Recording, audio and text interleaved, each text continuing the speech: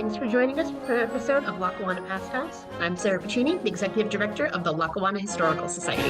This month we're starting a short series gearing up for America 250th celebrations that are officially kicking off July 4th weekend. Many things have been going on throughout the year and will continue through the rest of 2026. We're starting to examine a little bit more in depth colonial history, regional history, and different celebrations that have happened in the past. So today, with that in mind, we're joined by Bob Savakinus, who will be sharing some of his memories and his souvenirs, his collections from the 1976 Bicentennial celebrations, locally and nationally. Again, with some of his items from his collection, and ending up with a brief recap of the Freedom Train, a national rolling museum, essentially, across the country in 1976. So, Bobby, I'll turn it over to you. Thank you for joining us for this presentation. I'm just going to kind of say we're going to go back a few years, maybe 50 years approximately. We're going to go back to the Bicentennial, 1976, when America threw a massive birthday party for itself to celebrate 200 years. And I always like to say, and for people that know me well enough, I always like to say the 1970s was probably the last fun decade that this country had. And if you think of it, 1976 Bicentennial, what a massive celebration. The ships in the harbor in New York City, the Freedom Train that crossed the country and all the artifacts that were displayed with it, and of course all the local celebrations and everything. So, basically I'm going to go through a slideshow presentation, a little bit about how we celebrate it as a country, and then bring it also onto a local level as well. So hopefully everyone will, for those old enough to remember it, will kind of reminisce 1976 and the Bicentennial. In addition to, after we wrap up, if there's any questions, if anyone wants to share any memories they may have had of Bicentennial and everything. Because again, I think we really celebrated as a country and did a great job commemorating Bicentennial and the 200th anniversary of our country. So anyway, our first slide shows us doing what? Well, it's the fife and drum guys, and they're going to take a march back to 1976 for us. So let's head back to 1976 and celebrate 200 years of America.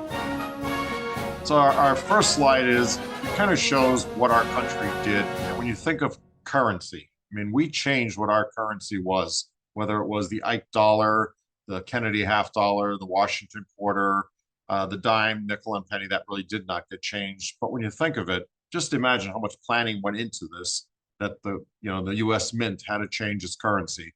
And when I say changing the currency, I'm looking at right there, the back of it.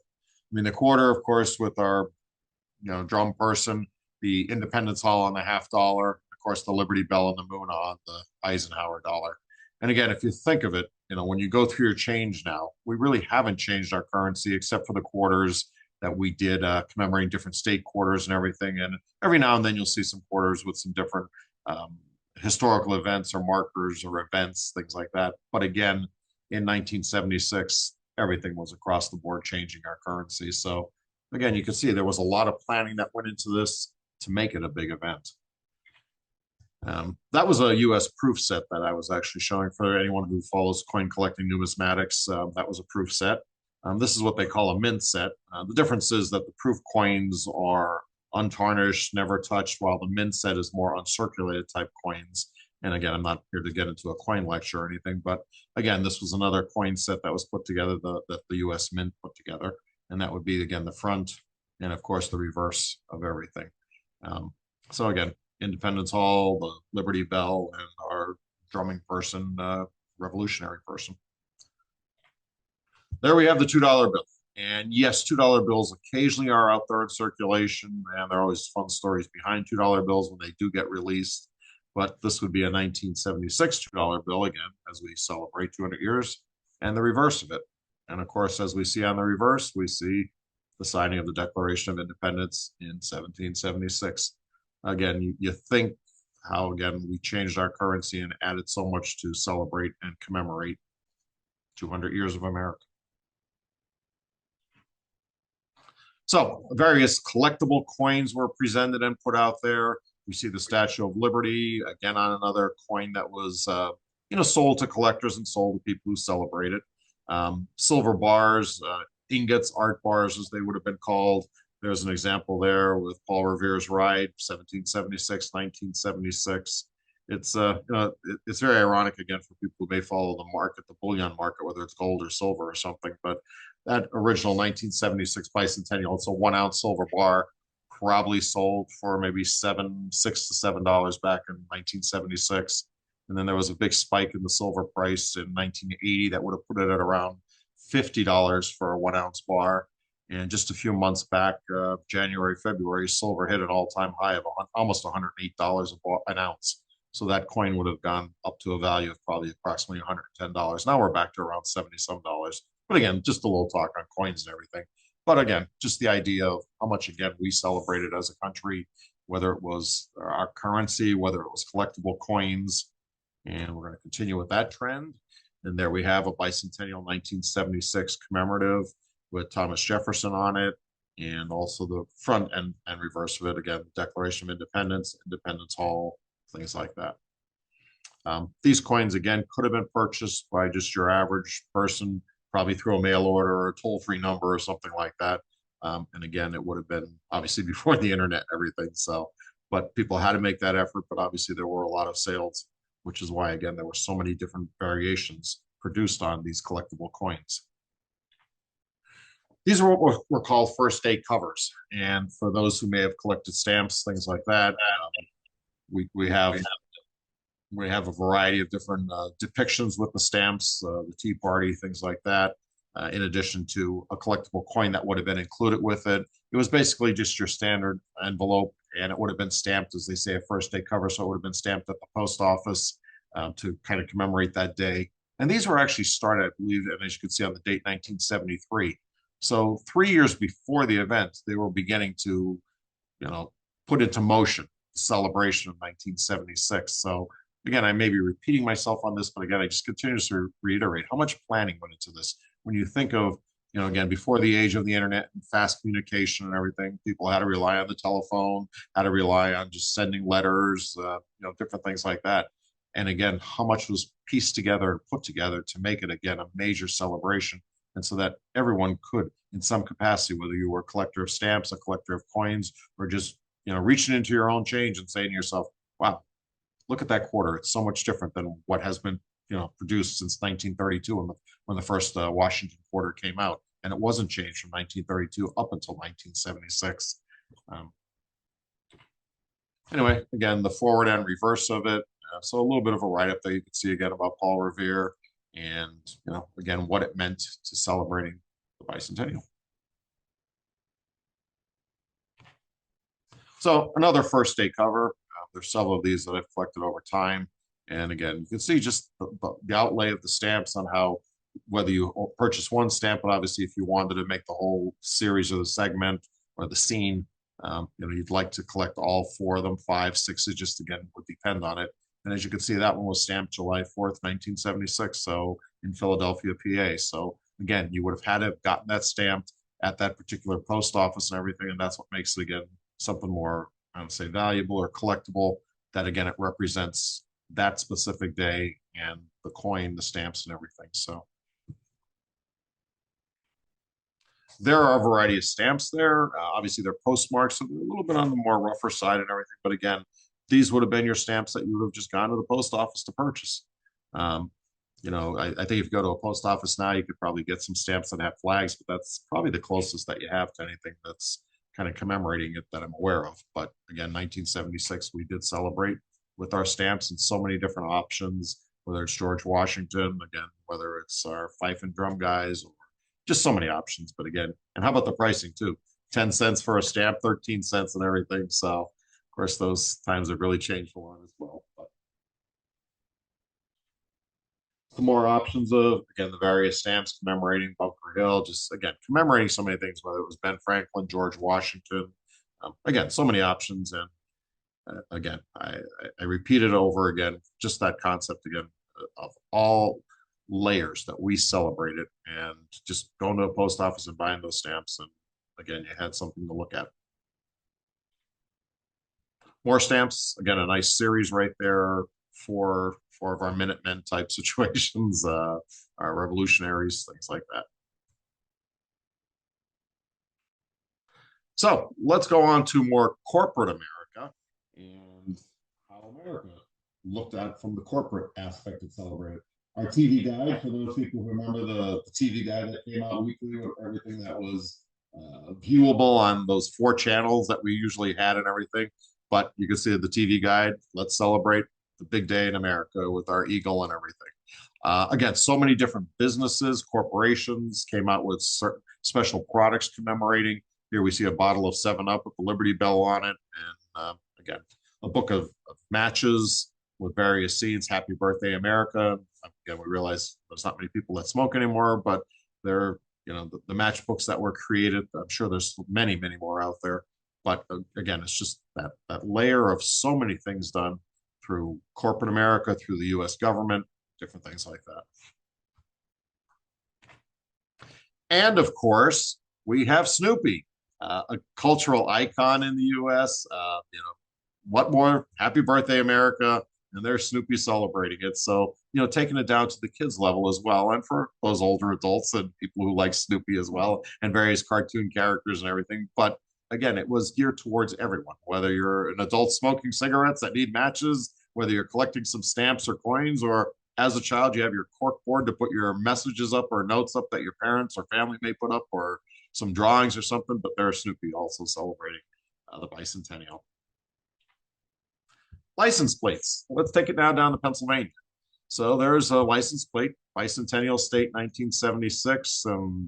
Again, you could see how there was so much pride put into it, if you want to call it that. The Liberty Bell, the cracked Liberty Bell, very prominent on the license plate.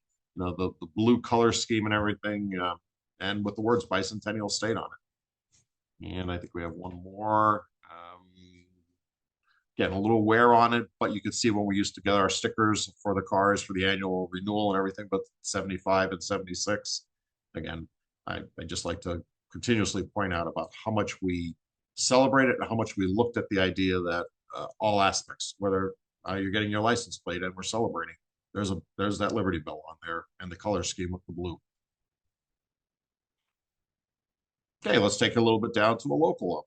So here's the Scranton Times newspaper, and there's our headline. And of course, newspapers are not as prominent, or again, not very influential in our society as they used to be. But again, 1976, what a beautiful headline, what a nice opportunity just to kind of reminisce, remember how important our founding fathers were to the country. There we have a local scene in which we have some people with a birthday cake, and what a way to celebrate. Again, this is a local image. And I believe it was the Acme Markets. And for those who may remember, Acme was a major chain, but this is a local image. So, Acme employees celebrating happy birthday to America. So let's take it also to a more local level. So this photo is in Archbold Borough, and Archbold celebrated, as many municipalities did. They celebrated the bicentennial, and they also celebrated their own centennial or various birthday events. And the interesting thing about it is this photo, if you look at the images, so many people have their mustaches, beards, things like that. Well, a little bit with the beards and everything. But this particular events were called the Brothers of the Brush. And the idea was that everyone was supposed to grow a mustache, beard, or something like that. And for those who actually want to remember the 1970s and everything, just think of all the facial hair that was out there, the big mustaches and everything. And some of the stories are that if you didn't grow that beard or mustache, you would have been put in jail. And there's a little bit of a jail, I think, an outline of it in the back. And that would have been, you'd have to kind of pay a little something to get out of jail. And again, it would have made the idea that, you're doing some fundraising for your community and everything. But it was that community spirit, which you really wonder how much of that exists anymore. But back in the 70s, you've seen so many organizations, so many towns celebrated. They came out festively dressed. They did their event. They celebrated their community in addition to celebrating the 200th anniversary of our country. So that's from Archbold. And we have a school play, and I'm sure there were many schools that celebrated various versions of the bicentennial. And believe it or not, that is my school play from back in Plains, Pennsylvania. And that would be me right there as we're circling around it. But again, it was just that community spirit that everybody came together to celebrate. And of course, just reminiscing about this event, we're dressed up, family members coming out and everything, just to celebrate with the children, to celebrate as the community, and just again on that large scale to say happy birthday to America and the bicentennial. So let's take it on to a little larger scale now. So we see a news release, and everyone can kind of read that a little bit, but I'll just quickly go through a little bit. So we have President Ford announcing the American Freedom Train to carry historic exhibits to 48 states, 17,000-mile bicentennial tour. Okay, you can read some of that, but I'm going to pull my notes up just for a moment because I just want to read a little bit more of what the exhibit had. And when you think of it, these artifacts are traveling throughout the country, and the security obviously was important, but it was nowhere near what our country, world, or society has become now. But just think of some of these artifacts that were out there traveling. Let's see. The exhibit touches virtually every phase of the American experience. President Gerald Ford emphasized, I see the bicentennial of 1976 as a rebirth as well as a birthday, a rediscovery, our strength, and of our potential. This American Freedom Train will be a fitting symbol for what the bicentennial really represents.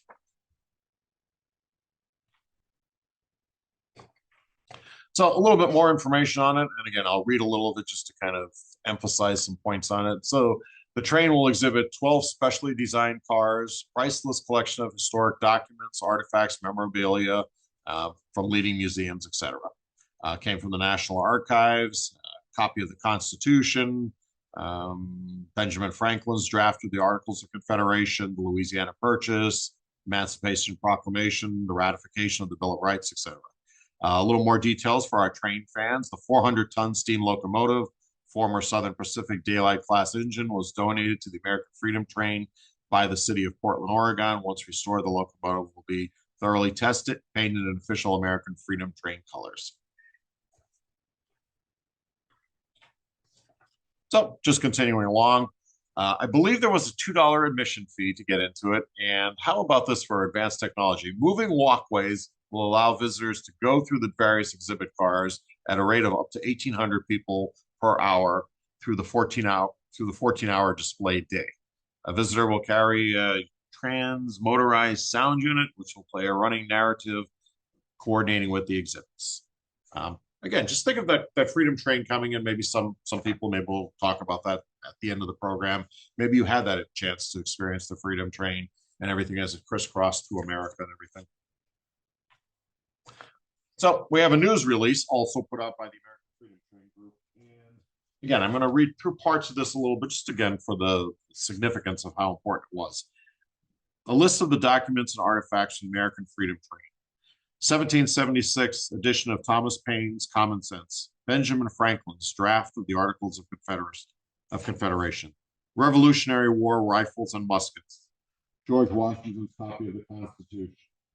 The original Louisiana Purchase, gold miners' tools from 1850, baseball bats of Ty Cobb, Lou Gehrig, Joe DiMaggio, Ted Williams, President Roosevelt's speech to Congress after Pearl Harbor Day, President Kennedy's handwritten draft of his inaugural speech, 60 original machine patents, including household items, industrial equipment, transportation, model of the Dallas-Fort Worth Airport, Nobel Peace Prize. Just again, think of the value of all these artifacts that are out there on this train, and just think again. I'm making that comparison of how society has changed in our world. If you think of those artifacts being out there right now, traveling across the country on display for people to spend $2 and as an admission and have that chance to walk through and see it. Again, what a great opportunity the American Freedom Train presented for our country. So we also had toy collectibles created to celebrate the bicentennial. So we have, this would be, again, for people who are train fans, this would be the HO scale. So, and again, there were so many different ones that were created out there. But again, corporate America, realizing our country wanted to celebrate, whether it was through trains and stamps and coins and everything else that we've been talking about. So we have a caboose, and we also have an engine, which is missing its back trunk. But anyway, it is from 1976, so it's had a little wear and tear. On the O scale, the O gauge, Lionel brought out, and there's a whole series of the original 13 colonies, the 13 cars were created for each state individually. This was an example of the state of Connecticut. There also was Freedom Train kits, sets put together and everything. So you could probably go on eBay or something and find some of them and everything. But 1976, it brought out all these various collectible trains, model trains, I should say.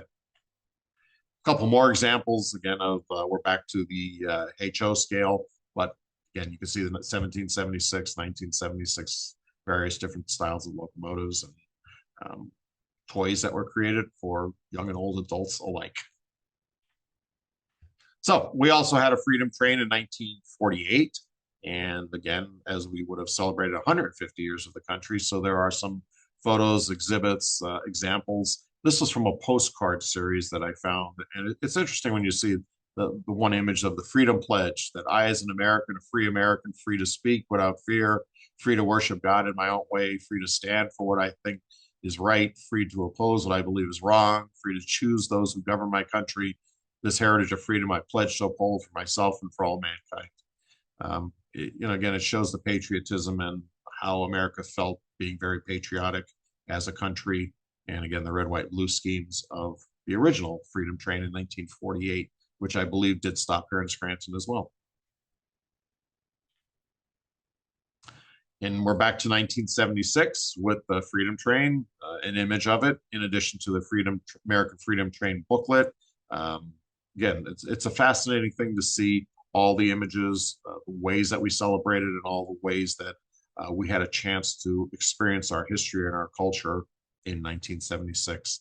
Again, I'm sure you could find some of these booklets maybe available on eBay or something, but it just makes for a unique experience to just go back 50 years ago and you think the age of the country, 250 years, and how much we have changed from 1976 to our current times. So locally, we also had our own versions of celebrations of locomotives. This is a D&H locomotive, which I'll show a couple more images of D&H just because D&H was one of the central railroads that operated in northeastern Pennsylvania. So of course, they did the same thing, celebrating by repainting some of their locomotives to create the bicentennial schemes that we're taking a look at. Another one of the D&H locomotives leading. Again, you can see the various different styles. I'm not going to get into too much of the details of like what the units were. This, I believe, was what they classified as an RS3 locomotive that had a little alterations done on it to make this appearance. But originally, I believe it was an RS3 that was converted slightly. And there we have a train. And that train, let me just take a quick look at my notes on that one. That is from the Buttonwood area down in Luzerne County, which is near Hanover. And if I remember correctly, it was the Hanover Bicentennial group that put together a trip to Oneonta, New York back in 1976. And there were several of those trips that Delaware and Hudson put together for different communities to do their individual excursions. And I'm just trying to get the specific date on that. So that would have been April of 1976, and it was again to Oneonta, New York, an excursion, as I said earlier, and it was put together by the Hanover Bicentennial Committee. Again, that would have be down in southern part of Luzerne County, South Wilkes-Barre, a little bit past South Wilkes-Barre. Our next slide, and now we're moving up to Archbald, so we're up in Lackawanna County, and that would have been a train event. That was Mayor McNulty at that point, in which he put together this train event. And again, you can see the Delaware and Hudson locomotive with the 1776, 1976 scheme, color scheme, and everything like that. You can see the crowd that's gathered out for it again. Each community, all these municipalities celebrate it in their own way, whether we were Luzerne County, Lackawanna County, geographically, but it involved a lot of railroading. It involved a lot of people coming out. It involved the patriotism. And as we've seen earlier, it just had that community spirit of just getting people together to celebrate and just to kind of be that community spirit. And there we end with our last slide. And guess what that is? That's the fireworks that we're going to see, hopefully to celebrate 250 years. So happy birthday to America and the great job that everyone involved in the bicentennial committees and people that celebrated 50 years ago, 1976. Again, I think there's great memories and a lot of great things that happened. It was just a brief presentation. And at this point, I'd kind of like to open it up, I guess, just to some questions or comments for people who may remember the bicentennial or just want to make some comments or so. But that's what I have for now. Thanks, Bobby. Thanks for the fourth grade picture too. That was great. I didn't know that the D&H had their own freedom train. That was neat. But while you were talking in the beginning about the coins and the stamps, I did look online. The U.S. Mint says that the website says will be doing. So I don't know if they're out yet. Changing the circulating coins of quarters, dimes, and nickels with a new design for 2026. But the post office seems to have no plans to have America 250th stamps. So there may or may not be regular circulating coins with the new design. But I said no stamps that I could see a trace of. So if So anybody I'll else, just again, please I'll share just your make a share your comment on that. So we're in the month of June almost. When do these coins plan on coming out in circulation? yeah, I, And I'm I don't showing know. There's images from pictures of them, but I don't know if they actually exist in the real world yet. So we'll see. well, 1973, they're already working on getting the coins out there. But in our modern age of technology and everything, I guess things are slower than they were back then. That doesn't make sense. But It anyway, was it was a surprise. Nobody saw it coming, you know. questions from anyone? No, I just thought the post office had no money for this thing. Entirely possible. Who knows? Yeah. But I remember an Erie Lackawanna engine that they didn't have a whole train, but they did have a red, white, and blue locomotive. I haven't seen any images of it, but I again, it saw it wouldn't once surprise in me. the Scranton shop, and I don't know that it stayed in the Pocono area very much, but I know I've seen the Reading and Northern Railroad that they've created a caboose and a couple of their locomotives. They've done the red, white, and blue images on and all that. So I'm assuming that we'll see a few more local railroads possibly bringing out some more red, white, and blue commemorating. Delaware Lackawanna has one painted. It's hiding behind a shop right now. So maybe that'll be like the coins. Eventually, will come out. It'll eventually come out. Yeah. Ella, what did you want to add? Some of you know I worked at Independence National Historical Park during the Bicentennial. So I agree with Bob's comments that the interest, the verve, the excitement does not exist today that existed 50 years ago. That it's much more low-key, much more off-center somehow. Before I moved to Independence, I was working in New Mexico, and several of my park ranger friends who had their own horses rode with the Bicentennial Conestoga wagon train. I don't even think that's going on. But I did work July 4th, 1976. And I think my best memory of that day, I was preparing to, for July 4th, it was the only day in my entire Park Service career I lost my voice, having to talk to everybody over the bands, over the crowds, over the noise. And I was working in Franklin Court that day. The Philadelphia Inquirer newspaper, Death of God, 48-point type headline, Cradle of Liberty rocks. And 2 days later, July 6th, the Queen of England came, and she dedicated a bell made all by Whitechapel foundry, the same one that did the Liberty Bell, from the people of the United Kingdom to the people of the United States. And she dedicated it in front of what was then the Visitor Center. It's now the American Revolution Museum. And I was preparing to hide out in the first bank across the street and take pictures. But then we got in all points, anybody come that's free, come and have to do security. Well, crap, that's me. But that worked out well. I couldn't take any pictures, but I stood, everybody was invited, so there would be no issues, all invited guests. So she's dedicating the bell in front of the visitor center, and all of the invited guests are sitting out in folding chairs in the sunlight. And I'm standing on one end with all the other park rangers. The goal was to prevent people from moving and getting out of line. With invited guests, you have no problem. Like the mayor of Philadelphia, that sort of thing. So she finishes and she walks 4 feet past me. I could have touched her. So yeah, that was cool. Exactly. Uh-huh. And unfortunately, all of my bicentennial collection was lost in the flood in my basement in Petersburg, Virginia. I have nothing left. But I Wow, had that's a shame. I had the folder, the informational folder from her visit, the Queen of England, everything, but sump pump failed and I was out of town for several days, came back to half a basement full of water. And you'll appreciate this, Sarah had a cat called Trooper T. Kitty. He came down to the basement with me. I was just going to check on something, dove over the basement steps and into the water. Have you ever heard a cat scream and swim at the same time? But I could salvage nothing from my bicentennial collection. But I agree with Bob on a lot. I remember I've gotten rid of a lot of stuff too, but I remember the stamps, the coins, and all of that. But the excitement is not there. We had, by the way, 300 people at Independence who were temporary employees just for that 2-year period. Wow. Yeah, because we went from 75 to 77, and I arrived June 76 and immediately settled in so I could work. But 300 employees, and last year, friends of mine decided to have a 50th anniversary of all the employees ahead of, because we figured we could get hotel rooms last year instead of this year.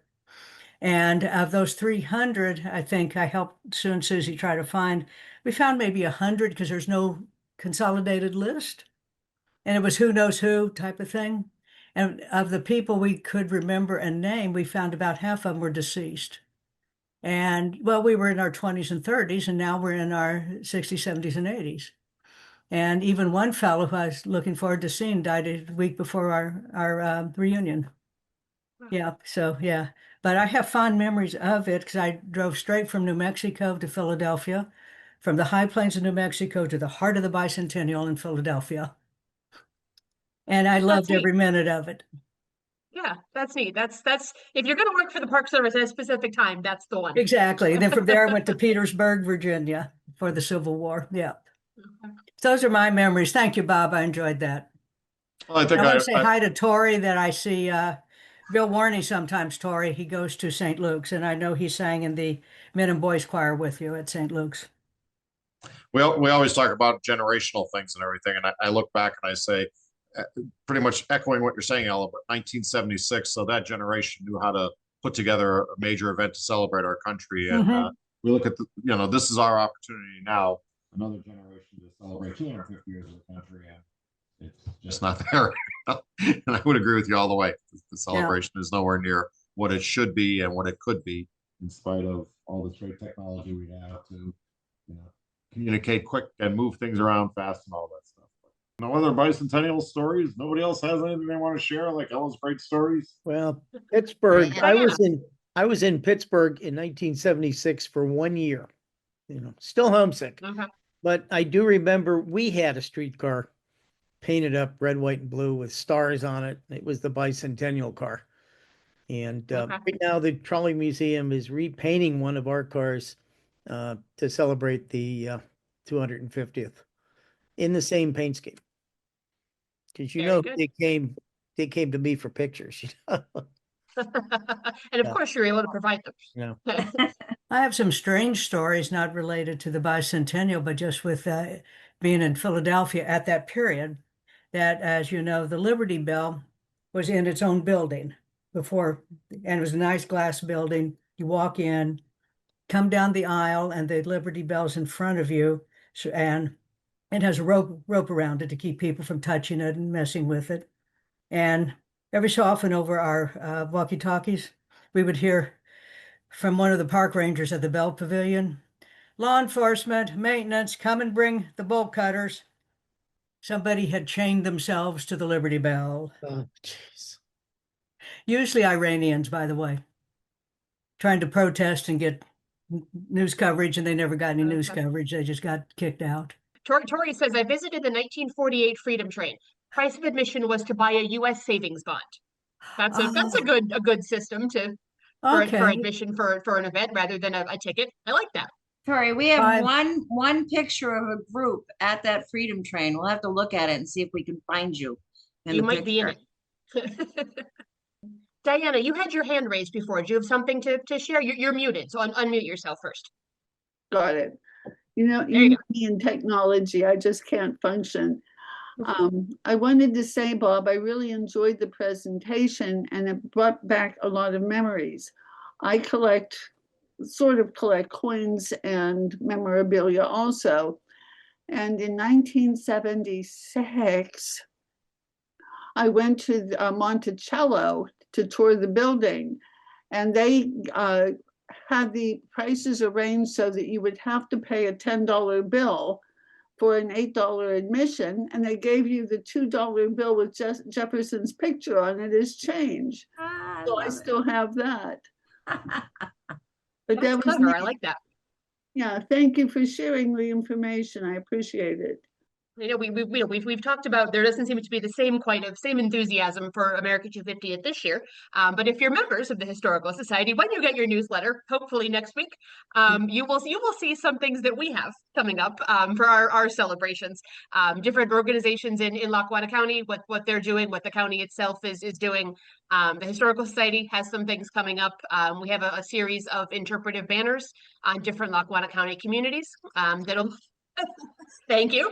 That'll be debuted at the Scranton Public Library all together on June 23rd, and then they'll spend the rest of the year at different Lackawanna County libraries and the United Neighborhood Centers senior centers. They'll be out through the rest of the year. We are having brunch with Thomas Jefferson on July 12th. At Posh, and we'll also be doing a Revolutionary War train. We're having our own freedom train on August 15th with the Reading and Northern Road. Thank you, Marianne. You're an excellent Vanna. With the Reading and Northern Railroad, be a train excursion from Pittston to Tunkhannock with 20 Revolutionary War reenactors joining us. We'll be talking about Sullivan's March and the route of Sullivan's Trail that does kind of follow that path along the Susquehanna River there from Pittston up to Tunkhannock and beyond. So we're excited about that. That'll be fun. Train ride, Revolutionary War soldiers. There'll be some time in the park in Tunkhannock, and then the ride back to Pittston. So those are some of the events that we have coming up. I said there'll be more information about them in your newsletters that you should get next week, hopefully, or the week after. Also do another commercial announcement. You do have a display here at the Historical Society, also on the Bicentennial as well. So. Yeah, there is an exhibit at the Historical Society. Again, a lot of what Bob showed is there. If you want to get a closer look at some of the coins and the stamps and the trains, and also an exhibit on different past centennial celebrations and anniversary celebrations that happened across Lackawanna County. So those things are on display at the Historical Society, and they'll be ribbons. At the end of the and the ribbons in the hallway. I forgot about the ribbons. Again, looking at different commemorative ribbons when they used to make really fancy election ribbons. And events for firemen's conventions, different things like that. They're also on display at the Catlin House. We'll be up through the end of the year, probably into next year as well. So there are some things going on. Working with Lackawanna County, there's an exhibit list online, a calendar online on the county website of all the county events that are coming up. We will share that link around as well for other events sponsored by different organizations. So, Christine, did you have something to add? Yeah, for a second. I just want to comment. Thank you, Bob. It was a very good presentation. It brought back a lot of memories for me because 76 was a big year. No stories, but just more personal celebrations. I just want to comment about the community spirit because, I do see a lack of that. But I'm hoping that with our July 3rd celebration locally in downtown, the Scrantastic and the Philharmonic Full Orchestra will be playing their patriotic tunes. So maybe that'll bring back some of the spirit. We hope so. There's big plans for it. So it'll certainly be a crowd at least. Well, if we all celebrate the way it was done in 1976, we could make the celebration. We can amp it up a little bit to that level. But we just have to think 1976 version. Bob's going to dress like Uncle Sam and show up. So. Cool. Excellent. Okay, thank you again, Bobby, for joining us, for sharing your collections and your stories. The fourth grade class picture was excellent. It's great that everybody has such fond memories of that 1976 Bicentennial celebration. I said there's an awful lot going on at the Historical Society and across Lackawanna County this summer for America 250th. So hopefully we'll get a little bit of that spirit back just to celebrate this year. We'll be joined next month, again, continuing our early history program. The end of May, joined by Michelle Dembeski of the DAR, who'll be talking about the Native American history of the Wyoming Valley. So again, continuing that early history, early colonial era theme for America 250th. So again, thank you everyone for joining us and have a great weekend.